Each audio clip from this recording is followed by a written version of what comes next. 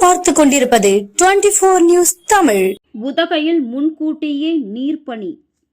மழை மாவட்டமான நீலகிரி மாவட்டத்தில் இம்முறை எதிர்பார்த்த அளவிற்கு தென்மேற்கு பருவமழை பெய்யவில்லை.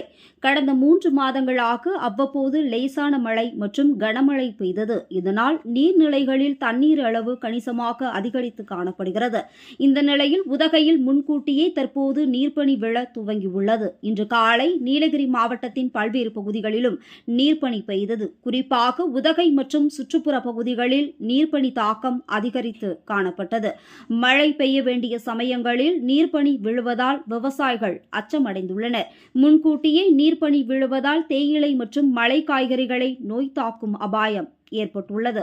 மேலும் நீர்ப்பனி காரணமாக உதகை, குன்னூர், கோத்தகிரி உட்பட சுற்றுவட்டார பகுதிகளில் குளிரும் சற்று அதிகரித்துள்ளது. இதனால் மாலை மற்றும் அதிகாலை நேரங்களில் தேயிலை மற்றும் மழை காய்கறி தோட்டங்களுக்கு வேலைக்கு செல்லும் தொழிலாளர்கள் அவதிக்குள்ளாகின்றனர்.